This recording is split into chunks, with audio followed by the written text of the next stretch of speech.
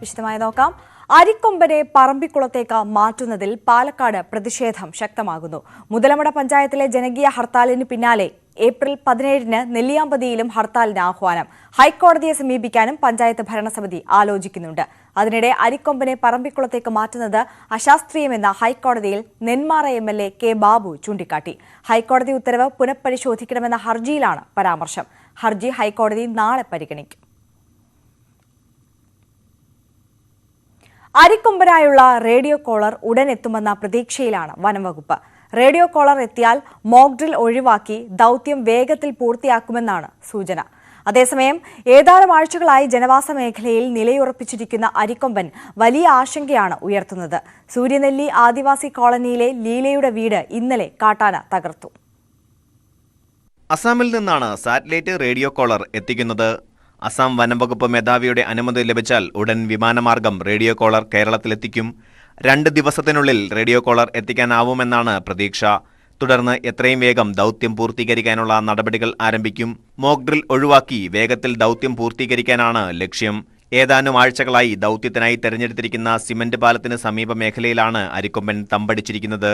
ഒരു പിടിയാനയും 2 കുട്ടിയാനകളും ഒപ്പമുണ്ട്. കഴിഞ്ഞ ദിവസം സൂര്യനെല്ലി ആദിവാസി കുടിയിലെ ഒരു വീട് അരിക്കൊമ്പൻ തകർത്തു. സൂര്യനെല്ലി ആദിവാസി കോളനിയിലെ ലീലയുടെ വീടാണ് തകർത്തത്. വീട്ടിലുണ്ടായിരുന്ന ലീലയും മകളും കുഞ്ഞും ഓടി രക്ഷപ്പെടുകയായിരുന്നു. 5-10 ദിവസമായിട്ട് ഈ ആന ഈ തൊട്ടടുത്ത സ്ഥലത്ത് തന്നെ നിൽപ്പുണ്ടായിരുന്നു. ഞങ്ങളെല്ലാ വാച്ചർമാരോടെല്ലാം ഞങ്ങൾ പറയുമായിരുന്നു, പിന്നെ ആനയുണ്ട് ഞങ്ങളൊന്ന് അറിയിക്കണം, സന്ധ്യയാകുമ്പോൾ അറിയിക്കാൻ ചേച്ചി എന്ന് പറയും. അതുപോലെ തന്നെ ആന കാണുമ്പോൾ ഞാൻ രാവിലെ വിളിച്ചു പറയും. എന്താ അവരൊന്നും ഇന്നില്ല. ഇന്നലെ അങ്ങാണ്ട് ഒരു ഉച്ചയോട് കൂടി 10-11 കൂടി വന്ന് ചെറിയ രീതിയിൽ ഒന്ന് പടക്കം പൊട്ടിച്ചു. ആന പോയെന്ന് ഞങ്ങളോട് വിളിച്ചു പറഞ്ഞു. രാത്രി 12-1 മണിയോടുകൂടി ഇവിടെ വന്ന് ഇതെല്ലാം നശിപ്പിച്ചു. പിടികൂടാനുള്ള ഉത്തരവ് വന്നതിന് ശേഷം ആന 18 വീടുകൾ തകർത്തു. മതികെട്ടാൻചോല വനമേഖലയിൽ നിന്നും കാട്ടാനകൾ ചിന്നക്കനാൽ, ശാന്തൻപാറ പഞ്ചായത്തുകളിലെ ജനവാസ മേഖലയിലേക്ക് പതിവായി എത്താറുണ്ട്. മേഖലയിൽ അതിവിസ്തൃതമായ വനമില്ലാത്തതും ആനകളുടെ എണ്ണം വർദ്ധിച്ചതുമാണ് ആനശല്യം രൂക്ഷമാകുന്നതിന് കാരണം.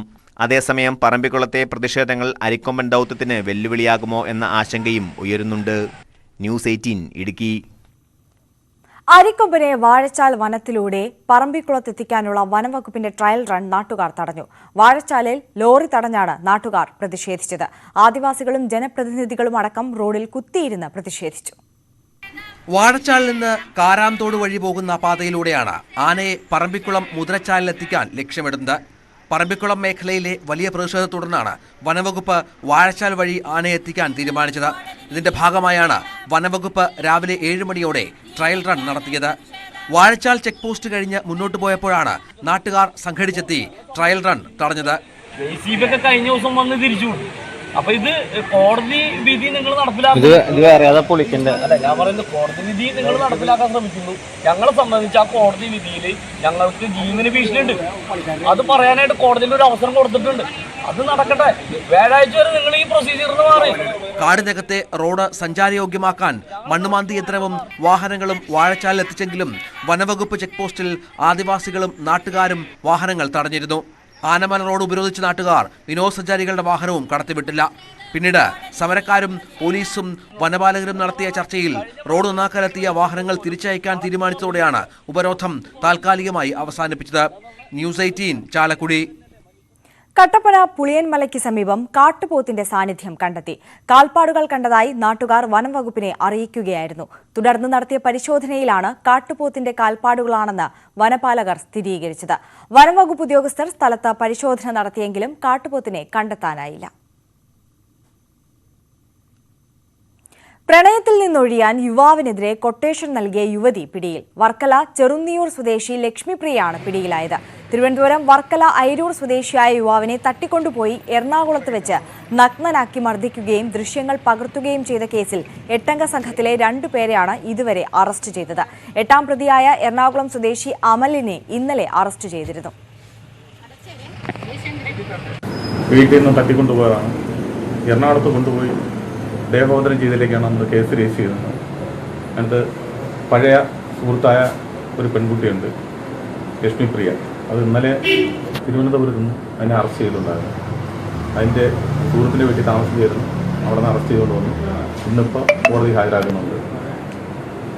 തുടരെ അന്വേഷണത്തിന് കസ്റ്റഡി വാങ്ങി ബാക്കിയുള്ള അന്വേഷണം നടത്തുന്നതാണ്.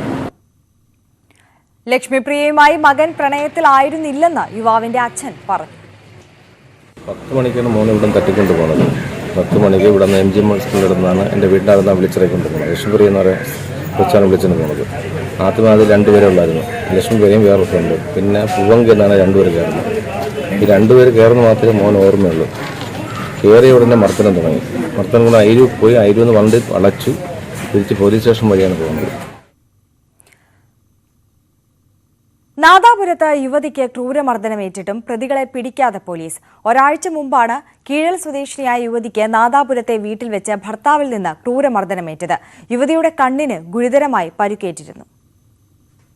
ഏപ്രിൽ 4-ന് നാദാപുരം ചാലപ്പുറത്തെ വീട്ടിൽ വച്ചാണ് ഭർത്താവ് ജാഫറും വീട്ടുകാരും ചേർന്ന് മർദ്ദിച്ചതെന്നാണ് യുവതി പരാതി നൽകിയത്. വസ്ത്രത്തിൽ പിടിച്ച് വലിച്ചിഴച്ച് മർദ്ദിക്കുകയും ചവിട്ടുകയും ചെയ്തു. തലയ്ക്കും കണ്ണിനും ബൂട്ടിട്ട് ചവിട്ടിയെന്നും പരാതിയിൽ പറയുന്നു. രാത്രി 1 മണിക്കുള്ളിൽ കൊല്ലുമെന്ന് ഭീഷണിപ്പെടുത്തി. ഭീഷണിയെ തുടർന്ന് യുവതി മർദ്ദിച്ചവരോടൊപ്പം വാഹനത്തിൽ കയറി. ഇതിനിടയിൽ യുവതിയുടെ ബന്ധുക്കൾ സ്ഥലത്തെത്തുകയും വാഹനം തടഞ്ഞിട്ട് രക്ഷപ്പെടുത്തുകയും ചെയ്യുകയായിരുന്നു. നാദാപുരം പോലീസ് കേസെടുത്തെങ്കിലും പ്രതികളെ ഒരാഴ്ച പിന്നിട്ടിട്ടും പിടികൂടിയിട്ടില്ല. ക്രൂരമായി മർദ്ദിച്ചതാ. പിന്നെ മേലെ കൊണ്ടുപോയി വലിച്ചിട്ടിട്ട് കത്തി കൊണ്ട് കുത്താൻ നോക്കി. ഡ്രസ്സൊക്കെ വലിച്ചു കീറി, മുഖത്ത് തൊപ്പിയൊക്കെ വെച്ച്, വാലിക്കൂടി ഷാള് വെള്ളട്ട്, പിന്നെ ചവിട്ടലും കണ്ണിന് ചവിട്ടിയിട്ട് കണ്ണ് മൊത്തം ഇവിടെ കാഴ്ച പറഞ്ഞിട്ടുണ്ട്. ഇവിടെ മർദ്ദനത്തിൽ യുവതിയുടെ കണ്ണിന് കാര്യമായ പരിക്കേറ്റു. കാഴ്ചശക്തി കുറഞ്ഞിട്ടുമുണ്ട്. ശരീരത്തിൽ മർദ്ദനമേറ്റ പാടുകളുണ്ട്. മർദ്ദിച്ചവർ ഏതു സമയവും വീണ്ടും ആക്രമണം നടത്തുമെന്നാണ് യുവതി ഭയപ്പെടുന്നത്. പോലീസ് പിടികൂടാൻ വൈകുന്നത് പ്രതികൾക്ക് വിദേശത്തേക്ക് കടക്കാൻ വഴിയൊരുക്കാനാണെന്ന ആക്ഷേപവുമുണ്ട്. പ്രതികളെ ഉടൻ പിടികൂടണമെന്നാവശ്യപ്പെട്ട് യുവതി കോഴിക്കോട് റൂറൽ SP-ക്ക് പരാതി നൽകി. ന്യൂസ് 18 വടകര. പത്തനംതിട്ടയിൽ യുവതി ആത്മഹത്യ ചെയ്ത സംഭവത്തിൽ ഭർത്തൃമാതാവിനെ പോലീസ് അറസ്റ്റ് ചെയ്തു. കോന്നി കുമ്മണ്ണൂർ സ്വദേശി മൻസൂറത്തിനെയാണ് കോന്നി പോലീസ് അറസ്റ്റ് ചെയ്തത്.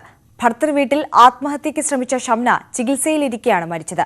ഭർത്താവിന്റെയും മാതാവിന്റെയും പീഡനത്തെ തുടർന്നാണ് ഷംനയുടെ ആത്മഹത്യയെന്ന വീട്ടുകാരുടെ പരാതിയിലാണ് അറസ്റ്റ്.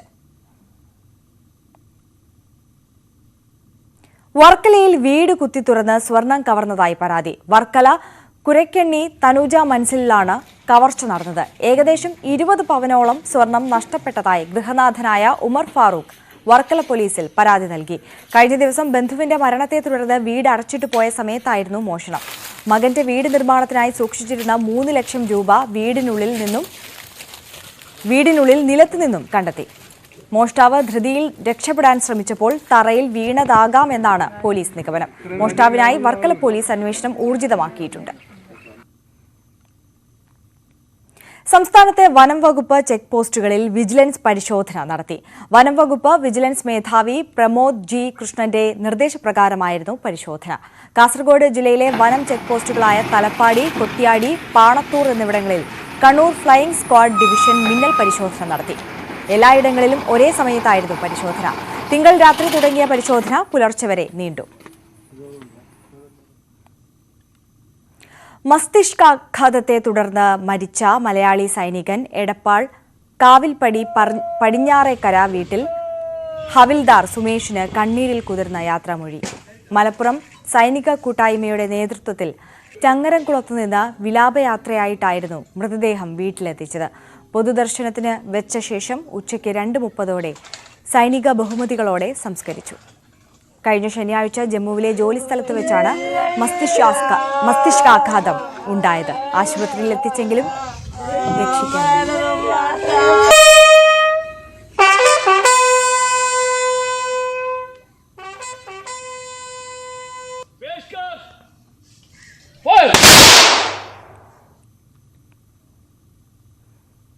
വാർത്തകളിലേക്ക്.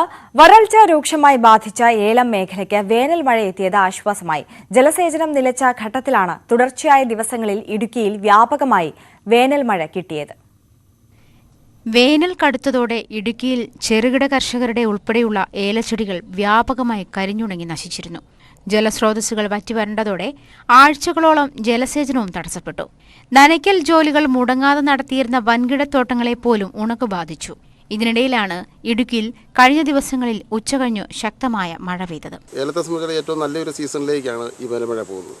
കാരണം നമുക്ക് അത്യാവശ്യം നല്ല ഉണക്കിൻ്റെ കാലഘട്ടമായിരുന്നു. അത് കഴിഞ്ഞ് വെള്ളം ഒക്കെ കൊടുത്തു കഴിഞ്ഞ അതിൻ്റെ പുറകെ തന്നെ നമുക്ക് ആ വേനൽമഴ കിട്ടിയതുകൊണ്ട് അടുത്ത സീസൺ നല്ലൊരു ബെറ്റർ ആയിരിക്കും.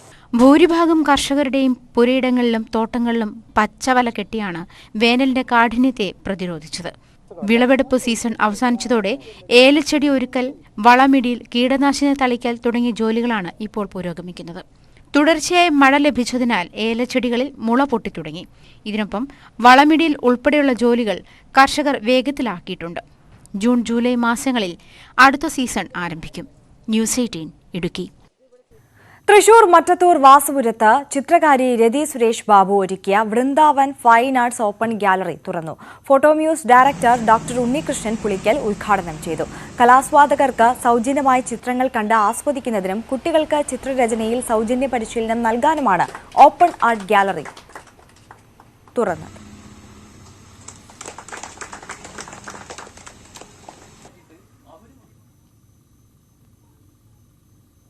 ബൈക്കിൽ ടിപ്പർ ഇടിച്ച് കൊലക്കേസ് പ്രതിയെ കൊലപ്പെടുത്തിയ കേസിൽ ടിപ്പർ ഡ്രൈവർ ശരത് പോലീസിൽ കീഴടങ്ങി. മാരായമുട്ടം ജോസ് വധക്കേസ് പ്രതി രഞ്ജിത്തിനെയാണ് ശരത്ത് ടിപ്പർ ഇടിച്ച് കൊലപ്പെടുത്തിയത്. കഴിഞ്ഞ ദിവസം പെരുങ്കടവിള ഭാഗത്തുനിന്നും കീഴാറൂർ ഭാഗത്തേക്ക് ബൈക്കിൽ വരുന്നതിനിടെയാണ് രഞ്ജിത്തിനെ കൊലപ്പെടുത്തിയത്. 2 ദിവസം മുമ്പ് ശരത്തും രഞ്ജിത്തും പള്ളി അങ്കണത്തിൽ വെച്ച് പരസ്പരം കൊമ്പുകോർത്ത് കൊലവിളി നടത്തിയിരുന്നു. ഇതിന്റെ അടിസ്ഥാനത്തിൽ ശരത്തിനായി അന്വേഷണം ശക്തമാക്കിയിരുന്നു. ഇതിനിടയിലാണ് കീഴടങ്ങൽ. കോഴിക്കോട് പുതുപ്പാടി കൈതപ്പൊയിലിൽ നിർത്തിയിട്ട പിക്കപ്പ് വാനിൽ ഡ്രൈവറെ ആക്രമിച്ച ശേഷം വാഹനം കടത്തിക്കൊണ്ടുപോയി. ഇന്നോവയിലെത്തിയ സംഘമാണ് കവർച്ച നടത്തിയത്. ഡ്രൈവർ മലപ്പുറം വേങ്ങര സ്വദേശി മുഹമ്മദ് റാഷിദിനെ വാഹനത്തിൽ പിടിച്ചു കയറ്റാനായിരുന്നു ശ്രമം. മറ്റൊരു വാഹനം വന്നതോടെ റാഷിദിനെ ഉപേക്ഷിച്ച് പിക്കപ്പുമായി കടന്നു കളയുകയായിരുന്നു. പിക്കപ്പിന്റെ ഡാഷ്ബോർഡിൽ ഉണ്ടായിരുന്ന 65,000 രൂപ അപഹരിച്ച ശേഷം വാവാട് വാഹനം ഉപേക്ഷിച്ചു. സംഭവത്തിൽ താമരശ്ശേരി പോലീസ് കേസെടുത്ത് അന്വേഷണം ആരംഭിച്ചു. മഞ്ചേരി സബ് രജിസ്ട്രാർ ഓഫീസിലെ ജീവനക്കാരൻ കൈക്കൂലി വാങ്ങുന്നതിനിടെ വിജിലൻസിന്റെ പിടിയിലായി. ഹെഡ് ക്ലർക്കായ കണ്ണൂർ സ്വദേശി PV ബിജുവിനെയാണ് Malappuram vigilance DYSP Firoz M ഷഫീഖിന്റെ നേതൃത്വത്തിലുള്ള സംഘം അറസ്റ്റ് ചെയ്തത്. ബിജു കൈക്കൂലി ആവശ്യപ്പെട്ടതായി അഡ്വക്കേറ്റ് യഹിയ നൽകിയ പരാതിയെ തുടർന്നാണ് വിജിലൻസ് സംഘം പരിശോധനയ്ക്കെത്തിയത്. വിജിലൻസ് മാർക്ക് ചെയ്ത നോട്ടുകൾ യഹിയ ഹെഡ് ക്ലർക്കിന് കൈമാറി. ഭൂമി രജിസ്ട്രേഷനുമായി ബന്ധപ്പെട്ട അപാകതകൾ പരിഹരിക്കാനാണ് ബിജു കൈക്കൂലി ആവശ്യപ്പെട്ടത്. കോതമംഗലം കവളങ്ങാട് ഗ്രാമപഞ്ചായത്തിന്റെ നേതൃത്വത്തിൽ നെല്ലിമറ്റം ടൗണിൽ തണ്ണീർപന്തൽ ആരംഭിച്ചു. കടുത്ത വേനലിൽ ആളുകൾക്ക് ദാഹമകറ്റാൻ നാരങ്ങാവെള്ളം, സംഭാരം, തണ്ണിമത്തൻ, ശുദ്ധമായ പച്ചവെള്ളം എന്നിവയാണ് ഒരുക്കിയിട്ടുള്ളത്. പഞ്ചായത്ത് പ്രസിഡന്റ് സൈജന്റ് ചാക്കോ ഉദ്ഘാടനം ചെയ്തു. വൈസ് പ്രസിഡന്റ് ജിൻസിയ ബിജു അധ്യക്ഷത വഹിച്ചു.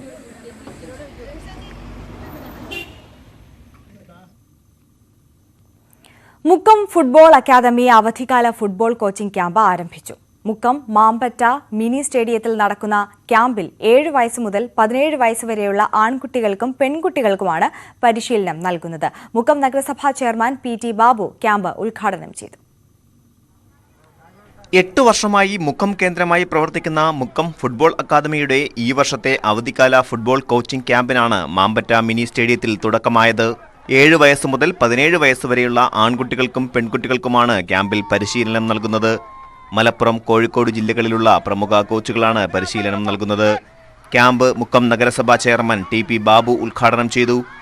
നഗരസഭയുടെ സ്റ്റാമിന പദ്ധതിയിൽ ഉൾപ്പെടുത്തി ക്യാമ്പിലെ വിദ്യാർത്ഥികൾക്ക് മുട്ടയും പാലും നൽകി വരുന്നുണ്ടെന്നും ചെറുപ്പത്തിൽ തന്നെ കുട്ടികളെ കായിക രംഗത്തേക്ക് കൊണ്ടുവരുന്നതോടെ തെറ്റായ മാർഗത്തിൽ കുട്ടികൾ പോകുന്നത് തടയാനാകുമെന്നും നഗരസഭാ ചെയർമാൻ PT ബാബു പറഞ്ഞു.